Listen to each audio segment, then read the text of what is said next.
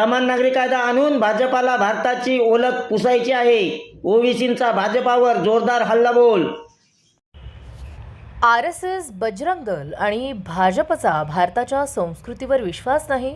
राज्यघटनेच्या मूलभूत कर्तव्यात जे समाविष्ट आहे ते भाजपला मान्य नाही. म्हणूनच या लोकांना समान नागरिक कायदा आणायचा आहे. भारताच्या विविधतेतील एकतेचे जे मूल्य, जे भारताचे सर्वात मोठे सौंदर्य आहे, ते भाजपच्या लोकांना मान्य नाही.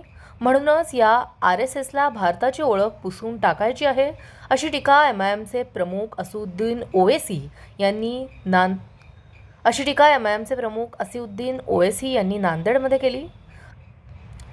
असदुद्दीन ओवैसी यांनी 2010च्या नांदेड महानगरपालिका निवडणुकीच्या वेळी शहरातील देगलूर नाका संकुलात एका विना परवाना मेळाव्याला संबोधित केले होते. आचारसंहिता भंग केल्याप्रकरणी 9 जणांवर कायदेशीर कारवाई करण्यात आली. यात ओवैसी यांचेही नाव आहे. या कारवाईत आज न्यायमूर्तींनी ओवैसींना 500 रुपयांचा दंड ठोठावला आहे. त्यामुळेच ओवैसी आज नांदेडमध्ये आले होते. प्रसार माध्यमांशी बोलताना ओवैसी म्हणाले, 60% लोकांची संपत्ती 20% लोकांकडे आहे. मग कायदा काय करतोय? आजपर्यंत देशातील हिंदू कुटुंब कराची चर्चा व्हायची, इतरांना ती का मिळत नाही? नागरी संहिता लागू झाल्यास हिंदू विवाह कायदा सर्व काही नाहीसे होईल. त्यात नागालँड, मिझोरम या आदिवासी प्रदेशाचा समावेश करायचा नाही, असे अमित शहा म्हणाले होते. मग गुजरात, नागपूरचे आदिवासी नाहीत का? तुम्ही त्यांच्यासाठी काय कराल हे मला RSSला विचारायचे आहे, असे ओवैसी यांनी म्हटले आहे. प्रतिनिधी गजानन जिदेवारसह ब्युरो रिपोर्ट, तेज मराठी न्यूज, नांदेड.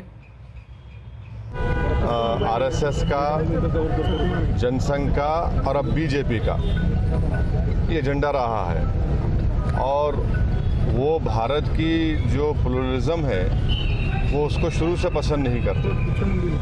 वो भारत के कल्चर्स को मानते नहीं हैं. तो भारत एक ऐसा देश है जहाँ पर प्लुरलिज्म है, कल्चर है, मुख्तलिफ लोगों की ज़बानें हैं और उसको बीजेपी पसंद नहीं करती. इसीलिए बीजेपी जो है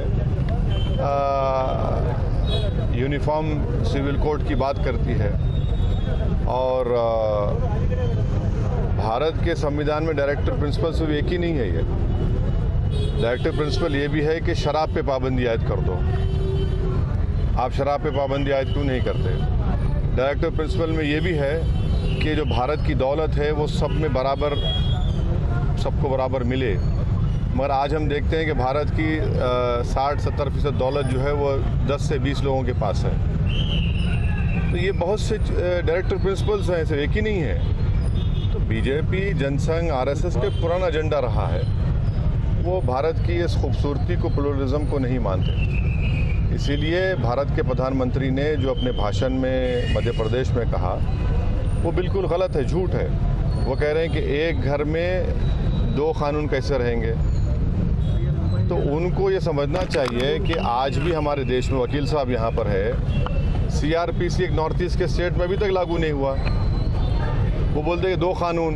भैया फिर 2 कानून अगर है तो फिर हिंदू अनडिवाइडेड फैमिली में जो हमारे हिंदू भाई बहन को टैक्स रिबेट मिलता है वो दूसरे समुदाय के लोगों को क्यों नहीं मिलता? और हम फिर से कह रहे हैं कि अगर यूनिफॉर्म सिविल कोड की जो बात बीजेपी RSS कर रही है, इसमें हमारे हिंदू भाई भी परेशान हो जाएंगे, क्योंकि Hindu marriage act, Hindu succession act, ये सब चला जाएगा. Hindu undivided family tax rebate चला जाएगा. और नॉर्थ ईस्ट के नागालैंड, मिज़ोरम को हमने कॉन्स्टिट्यूशनल गारंटीज़ दी है. तो उसके ताल्लुक से होम मिनिस्टर अमित शाह बोलते हैं कि हम नॉर्थ ईस्ट के ट्राइबल्स को नहीं लाएंगे. तो वो अमित शाह साहब ये भूल जा रहे हैं गुजरात के ट्राइबल्स का क्या होगा. आप ये बात गुजरात के उस ट्राइबल इलाके में खड़े रहकर बोलिए, मध्य प्रदेश के ट्राइबल इलाके में खड़े रहकर बोलिए, छत्तीसगढ़ में बोलिए, और झारखंड में छोटा नागपुर टेनेंसी एक्ट है, उसको निकालेंगे जो आदिवासियों के लैंड को प्रोटेक्ट करता है. राजस्थान में है ट्राइबल लोग, तेलंगाना में है, आंध्रा में है, उड़ीसा में, इनका क्या होगा? क्रिश्चियंस का जो और हमारे हिंदू भाइयों को गोवा में जो वहाँ का जो सिविल कोड से फ़ायदा मिल रहा है वो ख़त्म हो जाएगा. और हम कानून तो बना दिए, मगर कानून में क्या देख रहा है हमको? तो बीजेपी RSS का मसला एक ही है कि किसी भी तरीके से भारत के मुसलमानों की जो एक आइडेंटिटी है इंडियन मुस्लिम की जो आइडेंटिटी है उसको ख़त्म करना चाहते हैं। डॉक्टर बाबा साहेब आम्बेडकर ने जब हिंदू कोड बिल लाया था तब भी हिंदू कोड बिल ना लाते हुए एक भाई एक ही यूनिफॉर्म सिविल कोड लाया गया। ऐसा सुनिए आप हिंदू कोड बिल पढ़े? यस, पढ़े आप? क्या पढ़े बताओ, बोलो। हिंदू कोड बिल जब लाया गया था आप पढ़े ना?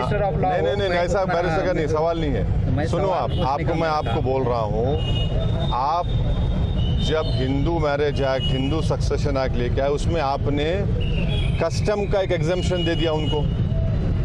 क्यों दिया आपने कस्टम का एग्जम्पशन? भाई अगर यहाँ नांदेड़ में कोई कस्टम है, मिसाल के तौर पे अगर कोई हमारे हिंदू भाई अडॉप्शन करना चाहते तो यहाँ पर कस्टम है कि शादीशुदा क्यों भी अडॉप्ट कर सकते, वो कस्टम का सहूलत दे दिया आप। वही तो हम बता रहे हैं आपको, ये सब चला जाएगा। फिर यूनिफॉर्म जब आएगा तो ये सब नहीं रहेगा। ये तो इनको सोचना चाहिए। बीजेपी जो है मुसलमान को सामने दिखाकर ये पैगाम दे रही है। अच्छा, आप बताते हैं कि मुस्लिम महिलाओं को हम ताकतवर बनाएंगे।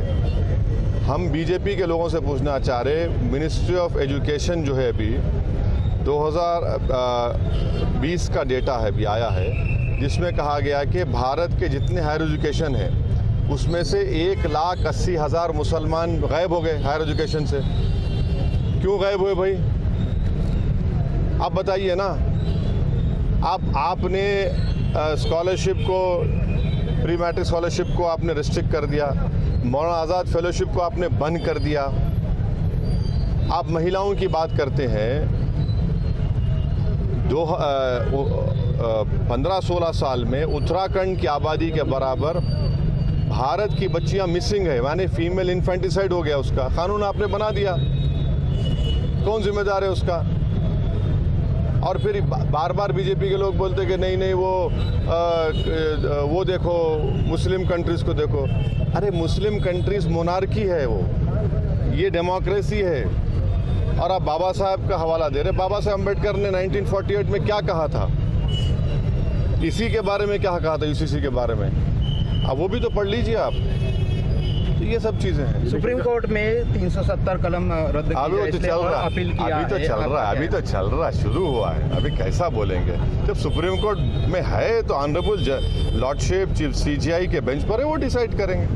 सर, सीमा गुलाम हैदर के बारे में आप क्या कहना चाहेंगे, जो पाकिस्तान से हिंदुस्तान आई है बगैर वीज़ा के, बगैर परमिशन के? जांच एजेंसियों की सिक्योरिटी के बारे में आप क्या कहेंगे? वो आ गई यहाँ पर, जी हाँ सर। आकर क्या कर रही है यहाँ पर? शादी कर ली है सर यहाँ पे। किससे शादी करी?